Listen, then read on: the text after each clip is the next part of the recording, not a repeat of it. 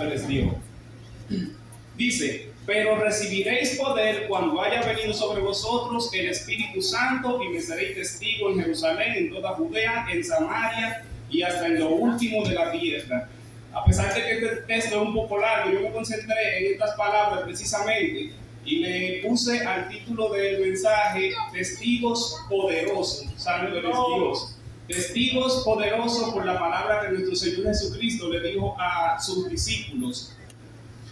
Todos los que tenemos más o menos conocimiento, que tal vez hemos ido a un juzgado y aún los que no han ido a un juzgado saben la importancia que tiene un testigo para fortalecer o derrumbar cualquier asunto judicial o no judicial. Nosotros cuando los niños también a veces traíamos un testigo. Ahora en la vida cotidiana, en cada momento es necesario traer un testigo. Un buen testigo, un abogado o un fiscal sabe que con el testimonio de un testigo, un caso puede fortalecerse o puede debilitarse. Un buen testigo es capaz de hacer que una sentencia salga rápidamente o se tarde. Todos sabemos, nosotros que en estos días hemos visto muchas cosas acerca de juicio que se ha movido aquí en Nueva York, sabemos que se hablaba mucho de los testigos, porque los testigos son una clave, un punto importante en un asunto. Pero sabemos que cuando un testigo sube a estrado se le juramenta diciendo, usted dirá la verdad y nada más que la verdad. No puede decir otra cosa que no sea la verdad. Usted es requerido para que testifique acerca de lo que usted ha oído o ha visto, no más de ahí. Ningún testigo se lleva a estrado para que hable de su propia vida, de qué él quiere, qué le parece, sino para que testifique acerca de aquello de lo cual vio y oyó. Los fiscales o los abogados, depende de qué quiera cada persona. El fiscal quiere condena, el abogado quiere que lo absuelvan, depende. Se centra en un punto específico donde el abogado quiere llevar a su testigo para que hable de eso que él quiere que hable para fortalecer su caso. Mientras tanto, el fiscal, por su parte, le hace preguntas al testigo para desviarlo o para confundirlo, para que él no testifique de eso poderoso que tiene que decir, o para que vaya a la verdad, no simplemente para que hable una mentira, sino para que diga la verdad, como le digo, para fortalecer el caso.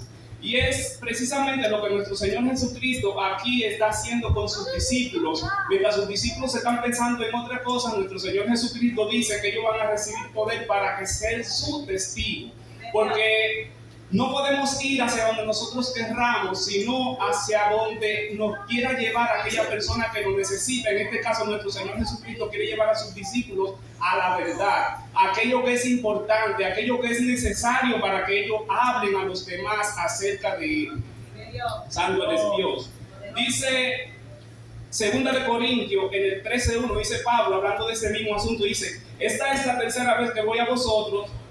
Por boca de 2 o de 3 testigos se decidirá todo asunto. Se decidirá todo asunto por boca de 2 o 3 testigos, lo mismo que le estaba diciendo. Todo asunto requiere de un testimonio, pero requiere, como le digo, un testimonio veraz, un testimonio acerca de la verdad, un testimonio acerca de lo que la persona que te lleva a testificar quiere. Al principio de este capítulo vemos cómo el escritor dirige su carta a un tal Teófilo. No conocemos bien quién es este Teófilo, pero él le dice: en el primer tratado, oh Teófilo, te hablé acerca de todas las cosas que Jesús comenzó a hacer y a enseñar. Sabemos que este Teófilo, o el libro de los Hechos, es una continuación del libro de Lucas, que es donde él dirige su carta precisamente a este Teófilo, pero el libro tiene en sí un propósito, dice acerca de lo que Jesús comenzó a hacer y a enseñar, lo que significa que el propósito principal de Lucas en aquel entonces fue edificar a este Teófilo, que él dice que había empezado a creer en el Señor Jesús, dice, para que tu fe esté fortalecida en aquello que Jesús comenzó a hacer y a enseñar. Entonces, de igual manera, en este otro tratado, dice Lucas, que Jesús se presentó a sus discípulos por más de 40 días, hablándole acerca del reino de Dios, nos dice durante 40 días, hablando acerca del reino de Dios, y le explicaba explícitamente que no se fueran, que no salieran de Jerusalén hasta que sean investidos con el poder del Espíritu Santo. Nuestro Señor sabía lo importante que es que si tú vas a ir a predicar la palabra, no puedes ir en tu propio poder, sino tienes que ir investido en el poder del Espíritu Santo. Por eso el Señor le dice, no se muevan, no salgan hasta que haya venido sobre vosotros el Espíritu Santo. Pero ahí hay una palabra importante, dice hasta. Se supone entonces que hay un momento en el que sí va a necesitar que salgan, pero por el momento no se vayan. Quédense ahí tranquilitos hasta que ustedes realmente se han investido de poder. Santo eres Señor. Era costumbre de los discípulos hacerle pregunta al Señor. Todos sabemos en la cena, dice que ellos que le querían preguntar algo, que Pedro mandó a Juan que le preguntase a Jesús acerca de quién era que lo iba a traicionar. Y era costumbre de cuando los discípulos tenían una inquietud en el corazón, hacerle pregunta a nuestro Señor Jesucristo. Y vemos cómo aquí, antes de que nuestro Señor Jesucristo haga su ascensión hasta el cielo, dice la palabra de Dios que sus discípulos le preguntaron algo.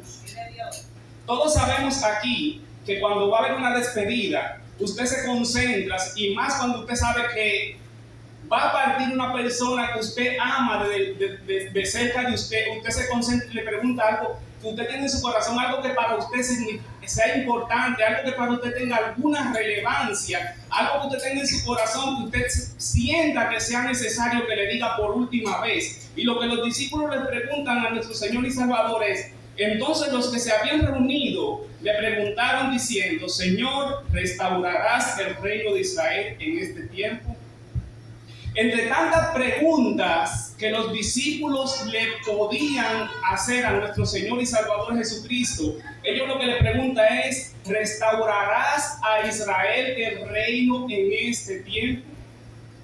O sea, vemos cómo los discípulos tenían todavía su vista media apartada de lo que el Señor le acababa. No es que esos acontecimientos ya han sido sucesivamente, pero lo que nuestro Señor dice que lo que se le apareció en los 40 días le explicaba, y aún en su ministerio terrenal lo que él le explicaba era acerca del reino de los cielos. Y vemos aquí cómo los discípulos todavía están pensando en una restauración terrenal, ellos están pensando en reinos terrenales.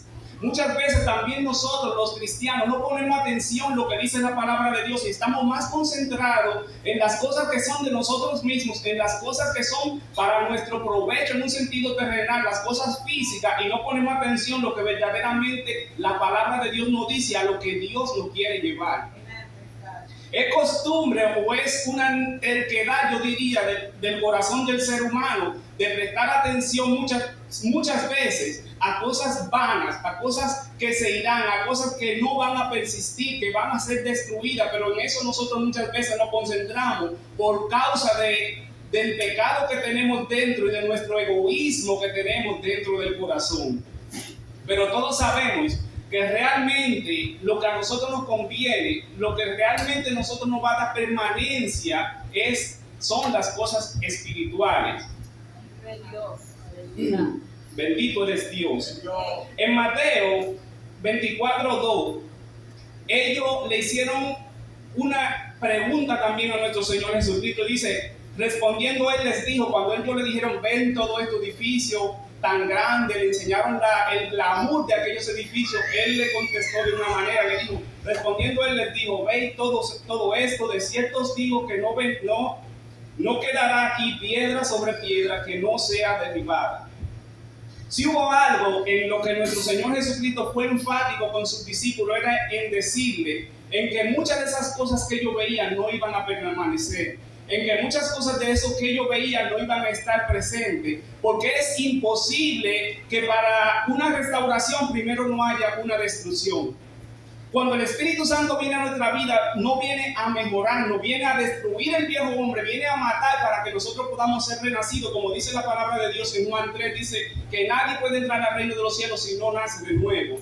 No se trata de una pequeña restauración, se trata de una nueva creación, algo distinto, algo que no tenga el pecado, algo que no sea terrenal, algo que esté pensando en las cosas celestiales y no en las cosas terrenales. Entonces, nuestro Señor Jesucristo les habló a ellos de destrucción, de deserción, de guerra, pero nunca le habló de una restauración terrenal. sino más bien de cosas que iban a ser destruidas, de cosas que tenían que ser renovadas, nuevas por completo, nacer de agua, como dijo en Juan, de agua y del Espíritu. No podía hacer algo que fuera restaurado, porque nada que sea restaurado por sí siempre mantiene en sí algún defecto. Santo es Dios. Vive Jesús, aleluya. Muchas veces nosotros nos preocupamos más por lo que no nos corresponde que por lo que sí nos corresponde. Dice la palabra de Dios que las cosas secretas pertenecen a Dios, mas las reveladas pertenecen a nosotros y a nuestros hijos. Hay cosas que Dios nos las revela explícitamente, pero hay cosas que Dios realmente no nos las da a conocer, porque Él conoce la tendencia y el corazón de los seres humanos. Para que nosotros podamos testificar acerca de las cosas de Dios, hay muchas cosas que nosotros tal vez no las vamos a entender claramente, pero lo que nosotros entendemos, de lo poco que nosotros podemos entender, eso es lo que nosotros tenemos que predicar. Yo veo muchas personas que a la hora a veces de predicar, predican de cosas realmente extraordinarias, es la palabra, de cosas fantasiosas. Vemos que desde que pasa cualquier guerra, cualquier temblor de tierra, veo mucha gente que se concentra en eso y dice, el Señor está cerca, miren la destrucción. Puedo ver a veces en redes sociales que hay personas que ponen terremotos, ponen guerra, ponen cosas extraordinarias, representando eso como la venida del Señor. Mas sin embargo, nuestro Señor Jesucristo le dijo a sus discípulos, en este mismo sermón le dijo, esto es solo principio de dolores, pero aún no es el fin. O sea que todas estas cosas realmente tendrán que pasar. Nuestro Señor Jesucristo nos dejó una enseñanza bastante grande cuando Él dijo, como en los días de Sodoma y Gomorra estarán casándose y dándose en casamiento. Si nosotros vemos eso, no es una señal de cosas extraordinarias, de terremotos, sino de pecado. Nosotros sabemos cómo vivía en Sodoma y en Gomorra. Nosotros sabemos que estamos viviendo tiempo peligroso donde las personas dicen lo que Dios dice que es bueno, ellos dicen que es malo. Lo que Dios dice que es malo, ellos dicen que es bueno. Y nosotros como cristianos debemos ver los tiempos en la maldad que hay en el ser humano. Desde el principio Dios en el libro del Génesis dice, y vio Dios que la intención del corazón del hombre era solamente de continuo al mal. Dios no dijo, y vio Dios que la tierra tenía tal o cual cosa, sino Dios ve el corazón del ser humano, y por la maldad del ser humano, por los pecados nuestros, es que Dios, viene la ira de Dios sobre nosotros. Dejemos de poner atención a veces a cosas extraordinarias, porque nosotros nos desviamos de lo que es la palabra de Dios por estar mirando cosas extraordinarias en el mundo, pero realmente a lo que nosotros tenemos que estar pendientes a las cosas de Dios, a lo que Dios dijo, a esto y a lo otro. Olvidémonos de esas cosas extraordinarias que pasan, porque eso siempre va a pasar. Y de hecho la humanidad tiene un hambre de ver cosas extraordinarias. En estos días pasados pasó un eclipse. O sea, que es algo de lo más normal del mundo. Y hubo gente que viajó del otro lado del mundo para acá para ver un eclipse. Y un eclipse, porque recuerdo yo cuando yo era muchacho llegaba a ver unos cuantos eclipses. O sea, algo extraordinario, solamente la luna se le pone delante del sol y el sol se tapa por un momento. Y la gente hizo de eso noticia, que eso fue casi un mes entero dando noticias de un eclipse. Pero es porque la gente tiene hambre de ver cosas extraordinarias, pero realmente lo que usted tiene que enfocarse es en mostrarle el pecado al ser humano. Eso es lo extraordinario que usted tiene que mostrarle. ¿Por qué nuestro Señor y Salvador Jesucristo vino a morir por nosotros? Fue por el pecado que hay en los seres humanos. Santo eres Dios. Dice en Daniel 12, 8 y 10, dice, y yo vi, mas no entendí. Y dije, Señor mío, ¿cuál será el fin de estas cosas? Él respondió, anda, Daniel, pues estas palabras están cerradas y selladas para el tiempo del fin. Muchos serán limpios y emblanquecidos y purificados. Los impíos procederán impíamente, y ninguno de los impíos entenderá, pero los entendidos comprenderán. Aquí, esta es la historia de cuando Daniel tiene una revelación.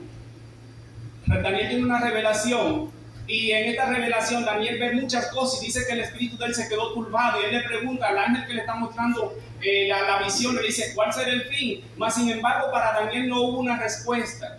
Porque es que Dios, como le digo, Dios conoce nuestro corazón. Hay cosas que no conviene que nosotros no las sepamos, porque si nosotros las sabemos, nosotros vamos a ir aún en contra de la palabra de Dios. Ustedes recuerdan cuando nuestro Señor Jesucristo le dice a Pedro, a todos sus discípulos, que era necesario que él padeciera y que fuera desechado por todo y que fuera crucificado. ¿Cuál fue la reacción de Pedro? ¿Sí, hazlo? No, Señor, que eso no te pase. Porque nosotros muchas veces en nuestra humanidad, por nuestro pecado, no vamos a comprender los propósitos de Dios. Pero nosotros sí sabemos cuál es el propósito principal de Dios, que es que nosotros podamos testificar, ser testigo a la mayor cantidad de personas posible para que se pueda arrepentir y pueda salir de la ira de Dios que va a venir a todo el mundo. Eso es lo verdaderamente importante. En el capítulo 7 le dice, y les dijo, no os toca a vosotros saber los tiempos y las sazones que el Padre puso en su sola potestad, pero recibiréis poder cuando haya venido sobre vosotros el Espíritu Santo. Santo Dios. Si existe algo que ha sido realmente malentendido por los cristianos, es el poder del Espíritu Santo. ¿Qué entendemos cuando nosotros oímos el poder del Espíritu Santo? Como yo le estaba diciendo más ahorita, muchas veces creemos que el poder del Espíritu Santo es algo para que nosotros hagamos y veamos maravilla. Y aunque los apóstoles realmente recibieron la capacitación para hacer grandes milagros en este pasaje específico, el Espíritu Santo se refiere al poder y capacidad para testificar. Es para testificar que nuestro Señor Jesucristo le dijo, pero recibiréis poder cuando haya venido sobre vosotros el Espíritu Santo. En el libro de Proverbios, algo que me llamó mucho la atención dice así: mejor es el que tarda en airarse que el fuerte, y el que se enseñorea de su espíritu que el que toma una ciudad. Muchas veces, como le digo, decían allá en la convención que ahora hay arcángeles, hay patriarcas, hay apóstoles, hay de todo tipo de personas predicando en los púlpitos, pero predican de todas las cosas menos del pecado que hay en el ser humano.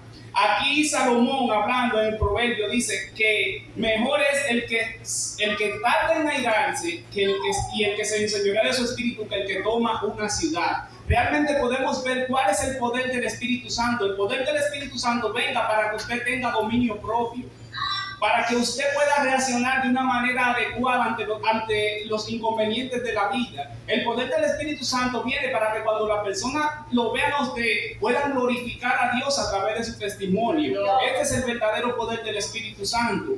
El poder del Espíritu Santo viene para cuando en su trabajo lo vean, digan, esa persona es diferente, porque esa persona no se comporta como se comportan las demás personas. En él hay algo distinto, hay algo diferente. Pero usamos el poder del Espíritu Santo realmente y nos fijamos solamente en cosas extraordinarias que podemos hacer, cuando realmente el Espíritu Santo vino a nuestra vida para matarnos primeramente a nosotros y que surja el nuevo hombre. Tú no puedes decir que tú has sido revestido con el Espíritu Santo cuando tú vives una vida conforme a como la vivía en el mundo.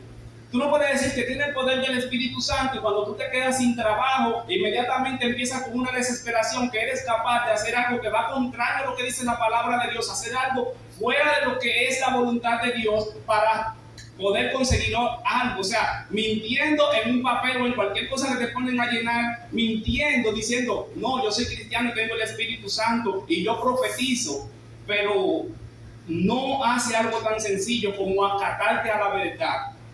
Dice la palabra de Dios que el fruto del Espíritu Santo es fe, mansedumbre, bondad, templanza, dominio propio. Contra tales cosas, dice la palabra de Dios, realmente no hay ley.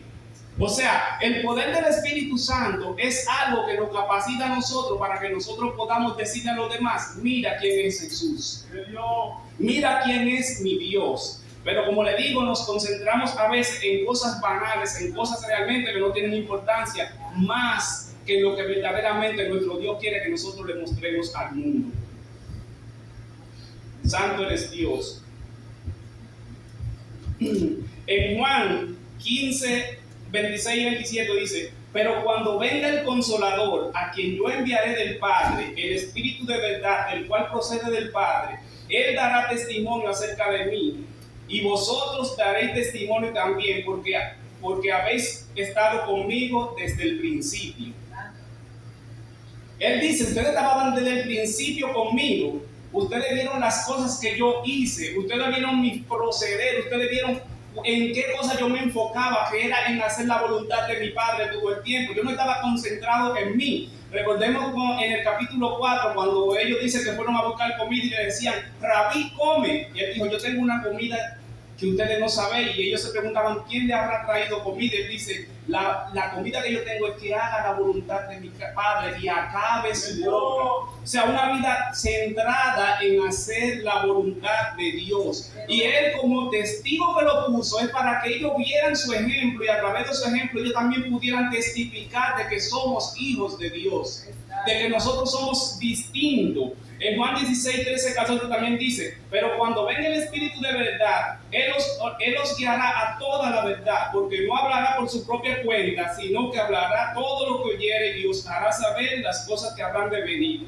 Él me glorificará, porque tomará de lo mío y os lo hará saber.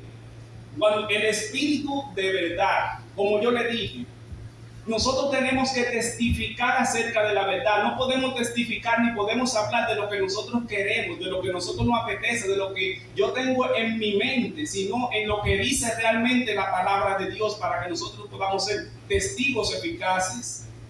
Un testigo no se pone para recibir un beneficio en sí, sino para que predique la verdad o para que diga la verdad. Mas sin embargo, miren la bondad de nuestro Dios, que Él nos pone como testigo, pero nosotros recibimos el beneficio. Recordemos lo que dijo Jesús cuando vinieron a hablarle de Juan. Él le dice, él hablando acerca de Juan, dice: él era antorcha encendida que alumbraba, y vosotros quisiste regocijaros por un tiempo debajo de su luz. Mas él dice: gloria de hombre no recibo, mas yo digo esto para que vosotros seáis salvos. O sea, lo que significa, nuestro Señor Jesucristo vino y nos enseñó la manera de vivir. No es para Él recibir gloria, porque Él es glorioso. Antes de que el mundo se fundara, Él tenía gloria, sino todo lo que Él vino a hacer fue por amor a nosotros, precisamente para que nosotros podamos ser salvos. Usted ni yo le vamos a dar gloria a Dios. Nosotros decimos, le estamos dando gloria a Dios. No, nosotros reconocemos la gloria de Dios, que es diferente. Usted no hace más hermosa una persona cuando usted dice: wow, qué persona más hermosa. Usted está reconociendo algo que la persona es. Y cuando nosotros decimos que glorificamos a Dios, nosotros exaltamos, pero es porque reconocemos lo glorioso y grandioso que es nuestro Dios. Él nos permite que nosotros podamos ver su gloria y nos hace partícipe de esa recompensa que tenemos cuando nosotros reconocemos que realmente el justo es Él, que Él es el glorioso, que Él es el bueno, que Él es el bondadoso, que Él fue el que nunca pecó, el que vivió una vida de santidad desde su nacimiento hasta la tumba. Así que seamos testigos, pero seamos testigos de lo que Dios quiere que nosotros testifiquemos, no de lo que nosotros tenemos o de lo que nosotros queremos, sino de lo que Dios realmente quiere que nosotros testifiquemos, para darle la gloria y la honra que Él se merece. Recordemos esa cancioncita que dice: yo soy testigo del poder de Dios, por los milagros que ha hecho en mí. Yo era ciego y ahora veo la luz gloriosa que me dio Jesús. O sea que todo lo que tenemos es porque Él nos lo ha dado a nosotros. Él nos lo ha regalado gratuitamente. Pero si Él nos ha regalado todas esas cosas gratuitamente, ¿por qué nosotros no vamos a ser agradecidos? Vamos a certificar de Él, vamos a hacer lo que Él nos dice, poniendo atención a lo que Él nos dice, no a lo que nosotros queremos. Y es lo que quiere, que nosotros seamos testigos verdaderos, que hablemos las cosas que Él quiere que hablemos en la iglesia, no las cosas que a nosotros nos parecen, sino aquellas cosas en las que Él te exaltó, aquellas cosas que Él sabe que son para el provecho de lo que viven en pecado y de lo que vivíamos en pecado. Porque todo lo que estamos aquí, ¿por qué estamos aquí? ¿No fue por la palabra de Dios? No fue por las cosas, por el pecado que el Señor nos enseñó que teníamos en nuestro corazón y que era imposible que nosotros pudiéramos pagarle a Dios, que tenía que venir alguien que sea santo y tomar nuestro lugar para que nosotros poder presentarnos a la gloria de Dios? Era imposible para cualquiera de nosotros llegar hasta Dios, porque éramos pecadores y éramos enemigos de Dios. Ya que Él nos ha dado ese regalo tan grande, seamos testigos eficaces y veraces de lo que Él quiere que nosotros hablemos. Santo es el Señor. Dice que mientras Él ascendía al cielo, dice que sus ojos estaban puestos arriba en el cielo. Y dice que, y habiendo dicho estas cosas, viéndolo ellos, fue alzado y le recibió una nube que le ocultó de sus ojos, y estando ellos con los ojos puestos en el cielo, entre tanto que Él se iba, he aquí se pusieron junto a ellos 2 varones con vestiduras blancas, los cuales también le dijeron: varones Galileos, ¿por qué estáis mirando al cielo? Este mismo Jesús que ha sido tomado de vosotros al cielo, así mismo vendrá. O sea, dejemos de estar mirando los acontecimientos. Dejemos de estar mirando los acontecimientos, que hay personas por ahí que han dado hasta fecha de cuándo viene nuestro Señor Jesucristo. Ya han puesto un montón de fechas y después no, lo pasa porque fallamos por esto, pero vuelven a poner fecha. No, Jesús lo que quiere es que nosotros vivamos como dice la Escritura al principio, dice lo que Él comenzó a hacer y a enseñar. Cuando usted hace algo y enseña algo es para que sus discípulos hagan lo mismo.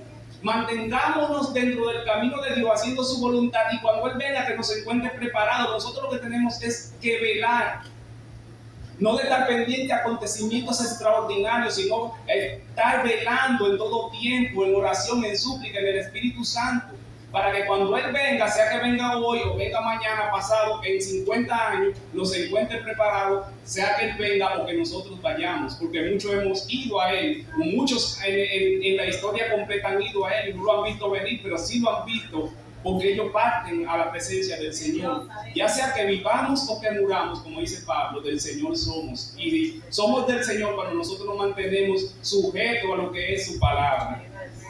Santo eres Dios. Dice la palabra de Dios en el libro de Apocalipsis 1:7, dice: he aquí que viene con las nubes y todo ojo le verá, y los que le traspasaron y todos los linajes de la tierra harán lamentación por él. Sí, amén. Vemos que cuando nuestro Señor y Salvador Jesucristo venga, va a ser un acontecimiento que todos lo veremos si estamos vivos. No va a haber necesidad de que nos estén diciendo: mira lo que va a pasar, no se dejen engañar. Recuerden lo que la palabra de nuestro Señor Jesucristo Él mismo dijo: cuando te digan corre que está en el desierto, no salga. Cuando te digan no, ven que está en tal sitio, no salga, porque como el relámpago sale en su fulgor, así será la venida de nuestro Señor y Salvador Jesucristo. En un abrir y cerrar de ojos, como dice Pablo, y todo ojo le verá. Anunciemos más bien que su llegada ya Él llegó hace mucho a mi corazón, y estoy seguro que todo el que es un verdadero cristiano ya tiene a Cristo en su corazón. Lo que falta nada más es que nosotros partamos y seamos glorificados. Asimismo, prediquémosle la palabra de Dios para que Cristo pueda venir a los corazones de aquellos que no le conocen. Esa es la verdadera venida que nosotros tenemos que predicar. No que yo no crea en el arrebatamiento, yo creo en el arrebatamiento, que va a llegar un momento en que todo va a pasar, va a llegar el fin de la historia, y que los que estén vivos van a ser arrebatados, porque lo dice la palabra de Dios, y yo creo a la palabra de Dios. Pero no hagamos como dice la palabra de Dios, algunos que dejaron hasta de trabajar porque decían que el Señor Jesucristo iba a venir. Pero ¿por qué tú en vez de dejar trabajar no te pones a predicar? Dice la palabra de Dios, no recuerdo si en Filipenses, que muchos de ellos dejaron de trabajar y lo que paraban era chismoteando en casa ajena. Pero esa no es la actitud es que si nosotros sabemos que el Señor Jesucristo viene, es que velemos y que tratemos de traer a la mayor cantidad de personas posible para que también se unan a esa gloriosa venida, porque todo ojo le verá. Pero dice su palabra que habrá mucho que será para lamentación, mas sin embargo habrá mucho que será para entrar a la vida eterna. Así que lo que nosotros tenemos que predicar es: arrepiéntete y permite que Cristo entre en tu corazón, para que cuando Él venga tú no corras de Él avergonzado, sino tú te vayas también con Él a recibirlo en la nube, como lo recibiremos todo lo que verdaderamente hemos recibido, el Espíritu Santo en nuestros corazones. Vemos cómo Dios puede hacer también un cambio en nuestros corazones, cómo cuando el Espíritu Santo viene a nuestra vida, cómo cuando nosotros tenemos un encuentro con Dios, Dios cambia nuestra perspectiva, y en vez de nosotros a veces estar mirando en cosas que no tienen importancia, Dios nos pone la perspectiva correcta cuando nosotros le conocemos. Vimos que este mismo Pedro, que estaba en este grupo, cuando ellos le preguntaron: Señor, hablándole de cuándo Él restaurará todas las cosas, vemos cómo este mismo Pedro en su segundo libro, en el capítulo 3 del 10 al 11, Pedro hablando dice de la siguiente manera: Pero el día del Señor vendrá como ladrón en la noche, en el cual los cielos pasarán con gran estruendo y los elementos ardiendo serán deshechos, y la tierra y las obras que en ellas hay serán quemadas. Puesto que todas estas cosas han de ser deshechas, ¿cómo no debéis vosotros andar en santa y piadosa manera de vivir? Este mismo Pedro que le preguntó, porque estoy seguro que Pedro era de los principales, porque él se tenía como era uno de los líderes entre los apóstoles, a lo mejor él mismo le preguntó a nuestro Señor Jesucristo acerca de la restauración, pero más sin embargo Pedro ahora está exhortando a nosotros, porque esta palabra es para nosotros también en este tiempo. Dice: no te fijes en las cosas de este mundo, porque todo esto va a ser quemado. Todas las cosas que tú puedes ver serán deshechas. Mantente firme andando en santa y piadosa manera de vivir, mostrando y testificando de que Cristo mora en ti, pero no te fijes en las cosas terrenales, porque eso será destruido. Y a todo el que está aquí yo le digo, todas las cosas que nosotros vemos, esto se va a destruir.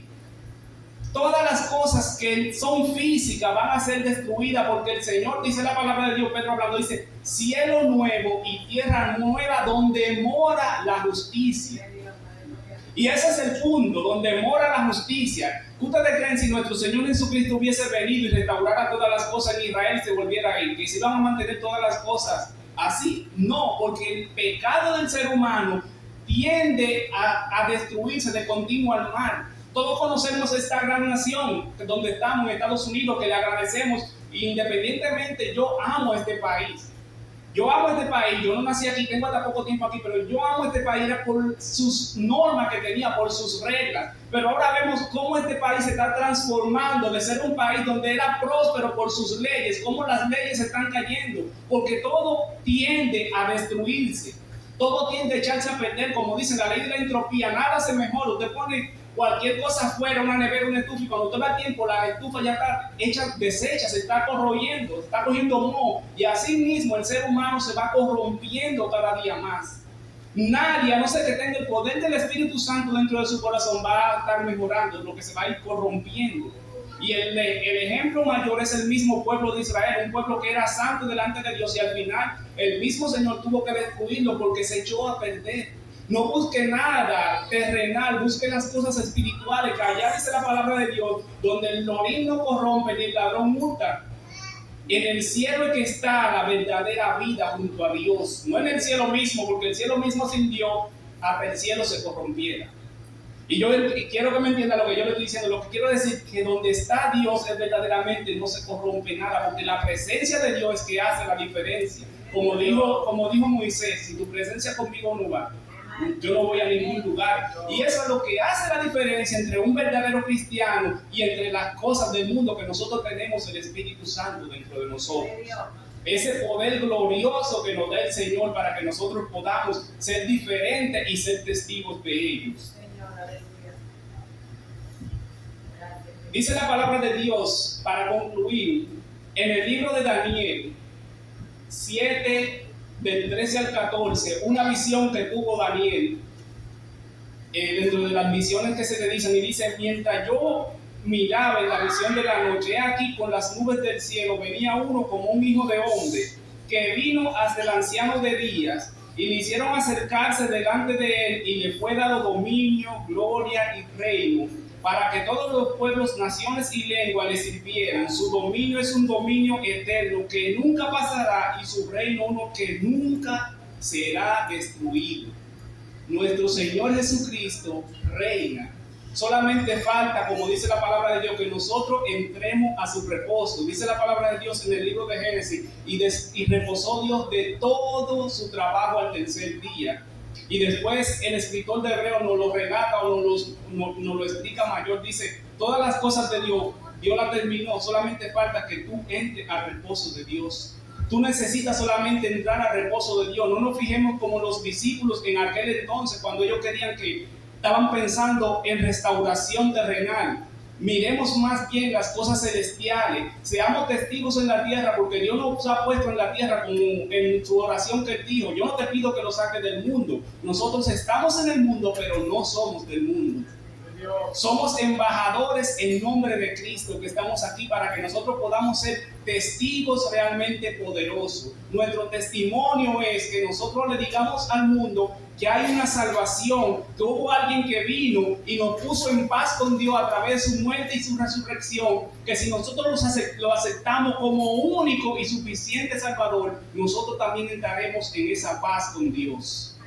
Esa es la predicación y lo que nosotros tenemos que soltarle realmente al mundo. Debemos de ser testigos, pero debemos de ser testigos para eso que Dios nos puso, y es para que nosotros seamos sal y luz en un mundo que se está corrompiendo cada día más.